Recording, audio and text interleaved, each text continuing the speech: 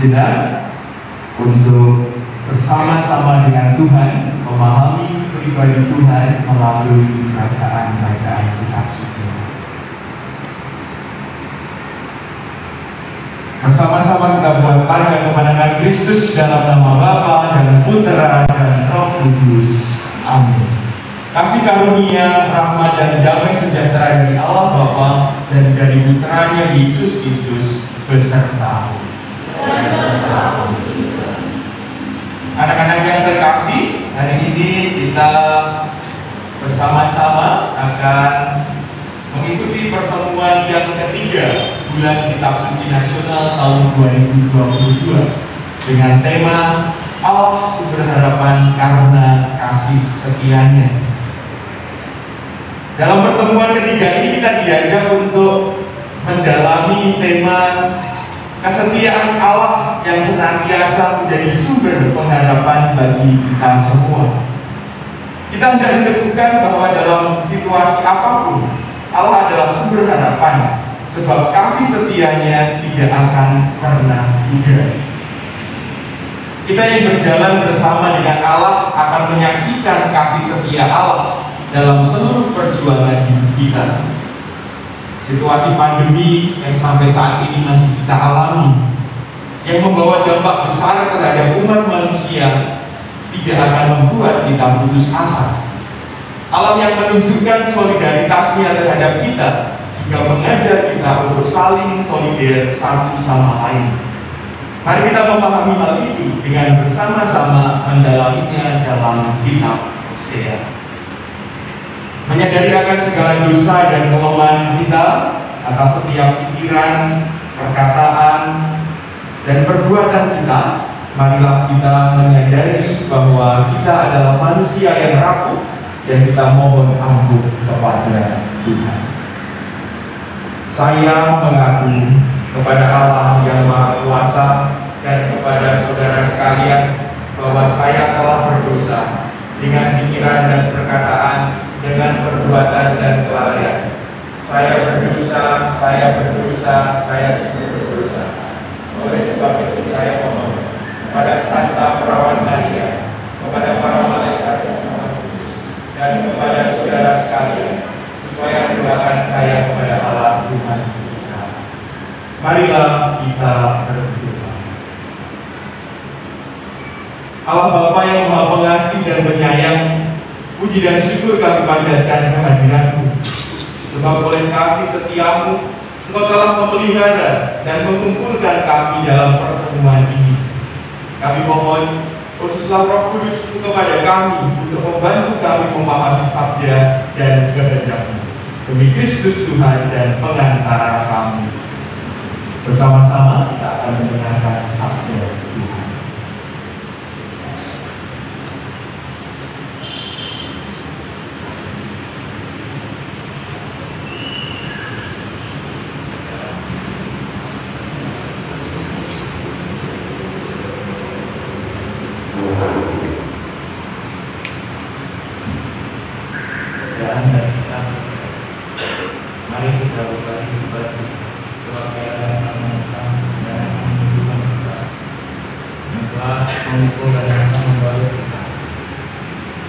Ia akan menghidupkan kita sesudah 2 hari.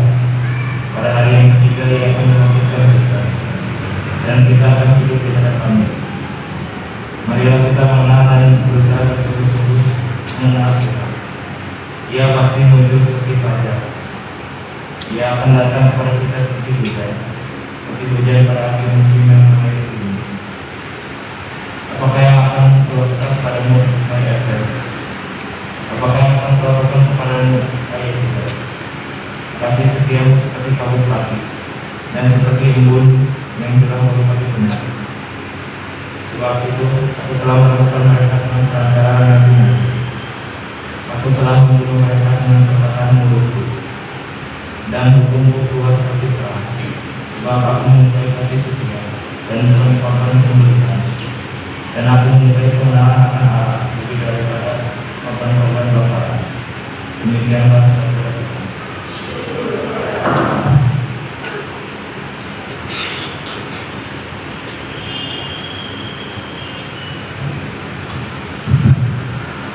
Ibu serta anak-anak yang terkasih, selamat pagi.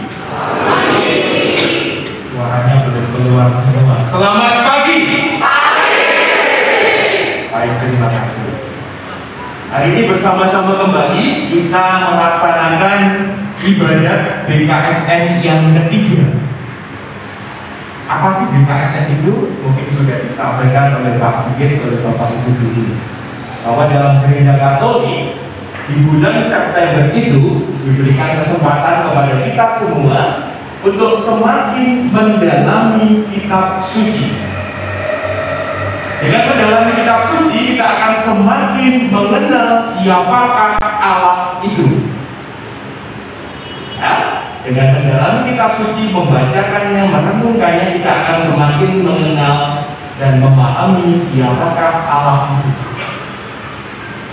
Pribadi Allah yang hendak kita kenali melalui pertemuan yang ketiga hari ini adalah bahwa Allah adalah kasih setia. Allah adalah kasih setia. Mengawali renungan yang hendak Pak Nugroho sampaikan, Pak Nugroho akan membagikan satu buah cerita. Ya. Di suatu desa hiduplah keluarga kecil, di mana keluarga itu secara ekonomi sangat menggantungkan pada sosok ayah. Ayah bekerja di kebun, berternak kambing, sementara ibu rumah tangga mengurus keluarga. Keluarga itu memiliki satu anak, sebenarnya dua anak, tapi kita mengambil sudut pandang dari anak yang terakhir, anak yang bungsu ini. Si bungsu ini pada waktu itu kelas 1 SMP, baru masuk SMP. Nah, seperti yang kalian kelas 7 ini. Tidak diduga, tidak dinyana, ketika ayah itu mencari pakan untuk kambing-kambingnya, musibah terjadi. Ketika hendak memanjat pohon, ayah itu terjatuh, kemudian jatuh pas batu bagian punggungnya, sehingga mengakibatkan syaraf yang ada di punggung itu rusak.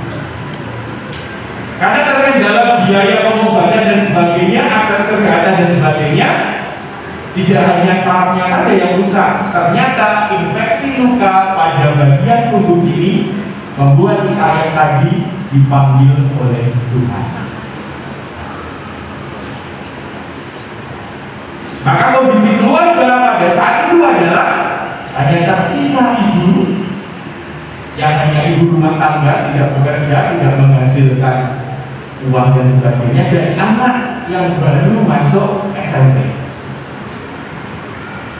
Secara nalar, kemampuan ekonomi keluarga ini pasti akan sangat jauh sekali dibandingkan ketika ayahnya masih ada.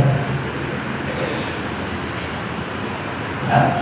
Bahkan sebagian orang mungkin berpikir akan menjadi apa keluarga ini, karena sumber penghasilan, sumber ekonomi keluarga sudah tidak ada.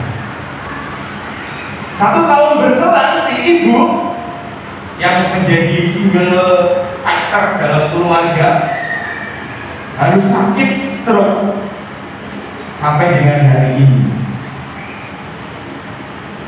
Bisa dibayangkan seperti apa keluarga itu.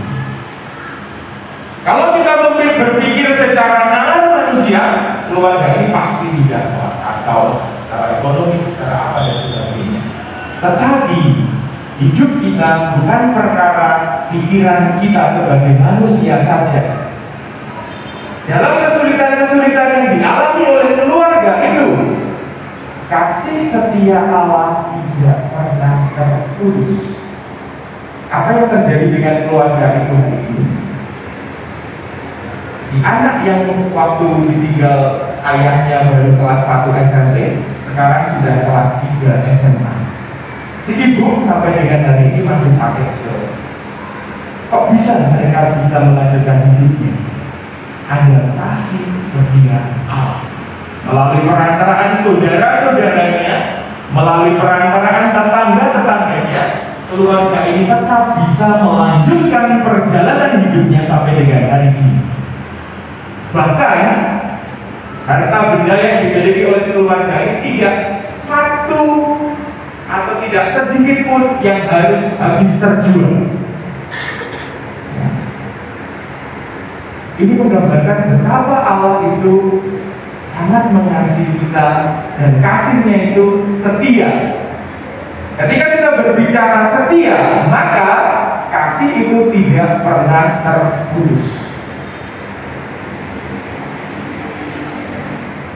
Hari ini kita belajar dari Hosea. Bagaimana hari ini Hosea menyampaikan sesuatu kepada orang Israel. Ada Efraim, ada Yehuda. Efraim, Yehuda itu adalah salah satu atau salah dua suku Israel. Suku Israel itu ada berapa? 12. Ada satu suku khusus yang dijadikan menjadi imam. Suku apa? Nanti tanya Pak Sigit, ya. Bapak juga nggak tahu, sosok tahu aja. Tapi jelas sukunya ada 12. Karena ada kata Yehuda, karena ada kata Efraim, berarti Hosea pada bacaan ini sedang bersabda kepada orang Israel. Nah, Tuhan memang memukul kamu, tetapi setelahnya Dia akan membalut kamu. Tuhan mungkin akan mendatangkan musibah kepada kamu, tetapi Tuhan akan hadir sebagai pengharapan kepada kamu. Hidup kita pasti pernah mengalami kesulitan, pasti pernah mengalami musibah. Ya dalam ukuran yang masing-masing setiap dari kita, ya pasti pernah mengalami kesulitan, pernah mengalami musibah. Kalau Tuhan memberikan atau mengizinkan musibah itu terjadi kepada kita, berarti Tuhan itu tidak sayang dong kepada kita. Itu mungkin pertanyaan-pertanyaan yang sering kita dalami, kita jumpai. Tuhan, kenapa sih Bapak Ibu Guru memberikan PR kepada saya? Tuhan itu gak sayang ya kepada saya. Tuhan, kenapa hari ini Ayah tidak memberi uang saku yang banyak kepada saya? Lo gak sayang ya kepada saya? Setiap dari kita pasti mengalami kesulitan-kesulitan atau sesuatu pergulatan batin berbeda. Tetapi yang harus kita pahami, sejak kejatuhan manusia pertama jatuh dalam dosa dan harus turun ke bumi, lahir, sakit, mati itu menjadi kodrat kita. Termasuk musibah di dalamnya itu menjadi kodrat kita yang tidak bisa kita pungkiri. Tetapi dalam kesulitan itu, dalam musibah itu, Tuhan hendak memperlihatkan betapa Ia sungguh setia kepada kita. Asal kita mau menanggapi dengan benar. Kalau kita menanggapi musibah itu dengan cara yang tidak benar, yang ada apa? Ya pasti kita akan stres, kita akan putus asa, kita akan meninggalkan Tuhan, yang ujung-ujungnya ya semakin sengsara. Tetapi ketika kita terus setia kepada Tuhan, maka kesetiaan Tuhan tentu akan semakin nampak kepada kita.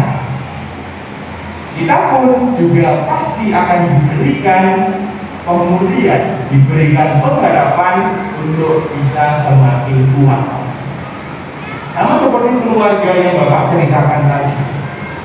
Awalnya mungkin sangat merasa kehilangan. Ini musibah yang sangat besar dialami oleh keluarga tadi, ditinggal oleh ayah. Tetapi karena keluarga ini selalu mengandalkan Tuhan, selalu percaya bahwa Tuhan pasti akan menolong, maka pertolongan Tuhan pun nyata dengan cara yang sangat manusiawi. Keluarga ini sampai dengan hari ini masih bisa melanjutkan hidupnya tanpa kekurangan sedikit. Ini yang ingin Bapak sampaikan kepada kalian. Hosea juga menyampaikan kepada kalian, kesetiaan Tuhan itu seperti hujan yang turun membasahi bumi, seperti mentari yang setiap pagi terbit, tidak hanya untuk orang yang baik saja,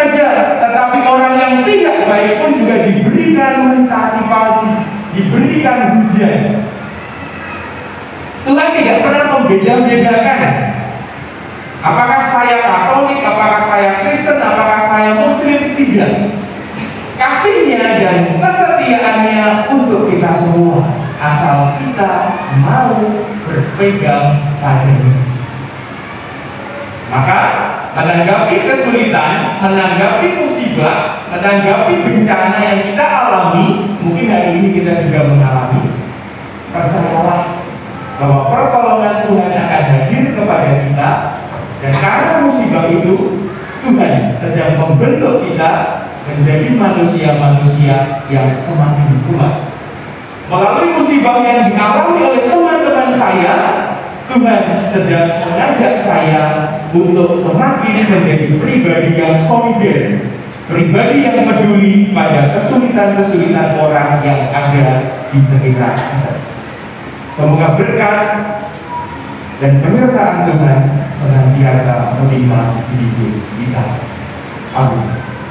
Kemuliaan kepada Bapa dan Putra dan Roh Kudus, seperti pada permulaan, sekarang, selalu, dan sekalian sekarang. Amin. Kita lanjutkan ibadah kita.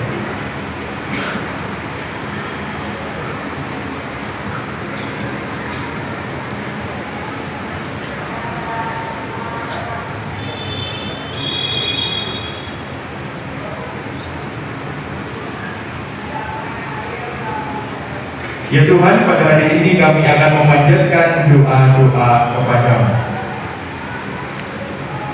Bagi kami yang berkumpul di sini, kami bersyukur atas kasih dan kesetiaan-Mu yang besar kepada kami, terlebih atas Yesus Kristus yang Kau utus untuk menebus dosa kami. Bantulah kami supaya terus-menerus menjadi murid-Mu yang semakin hari semakin baik lagi. Kami mohon, kabulkanlah doa kami ya Tuhan. Bagi kedua orang tua kami, dimanapun mereka berada, Tuhan, pandanglah dengan penuh kasih sayang kedua orang tua kami. Berkatilah setiap aktivitas dan pekerjaan mereka. Semoga mereka senantiasa Kau berikan keselamatan dan kesehatan dalam mencari rezeki untuk mencukupi kebutuhan kami. Kami mohon, kabulkanlah doa kami ya Tuhan. Bagi Bapak Ibu Guru dan karyawan di sekolah kami, Tuhan, utuslah Roh Kudus-Mu untuk senantiasa menerangi setiap karya dan pelayanan yang telah diberikan oleh Bapak Ibu Guru dan karyawan di sekolah kami. Semoga mereka senantiasa mewartakan kasih Kristus dalam setiap pengajaran dan pelayanan yang diberikan kepada kami. Kami mohon, kabulkanlah doa kami ya Tuhan. Ya Tuhan, demikianlah doa-doa kami ini yang kami haturkan kepada-Mu demi Kristus Tuhan dan pengantara kami. Bersama-sama marilah kita satukan segala doa dan permohonan kita dengan doa yang diajarkan oleh Kristus sendiri kepada kita. Bapa kami yang ada di surga, dimuliakanlah nama-Mu, datanglah kerajaan-Mu, jadilah kehendak-Mu di atas bumi seperti di dalam surga. Berilah kami rezeki pada hari ini, dan ampunilah kesalahan kami, seperti kami pernah mengampuni yang bersalah kepada kami, dan janganlah masukkan kami ke dalam percobaan, tetapi bebaskanlah kami dari yang jahat. Salam Maria, penuh rahmat Tuhan serta-Mu, terpujilah Engkau di antara wanita, dan terpujilah buah tubuh Yesus. Santa Maria, Bunda Allah, doakanlah kami yang berdosa ini, sekarang dan waktu kami mati. Kemuliaan kepada Bapa dan Putra dan Roh Kudus, seperti pada permulaan, sekarang, selalu, dan sekalian segala abad. Terpujilah nama Tuhan Yesus, Bunda Maria dan Sang Yosef, untuk selama-lamanya. Marilah kita bikin sejenak.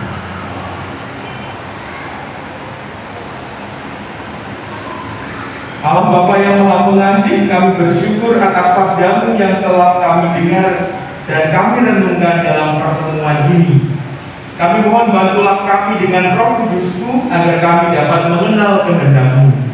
Berilah kami rahmat-Mu agar kami sanggup melaksanakannya untuk kemuliaan nama-Mu dan kebaikan kami bersama demi Kristus Tuhan dan pengantara kami. Kita siapkan lagi untuk menerima berkat dari Tuhan.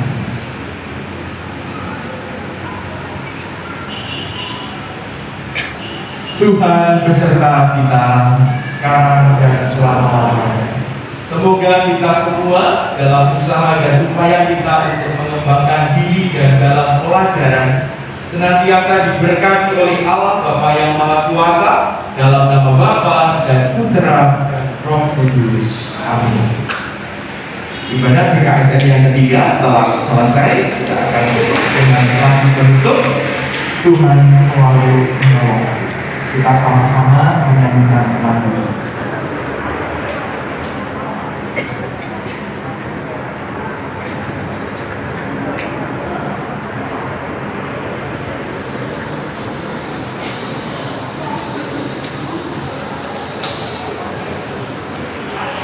Bersama-sama dengan suara yang keras, kita syukuri bahwa pertolongan Tuhan pasti,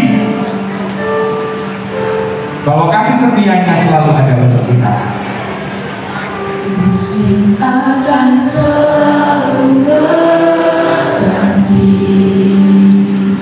kasih Tuhan tetap abadi.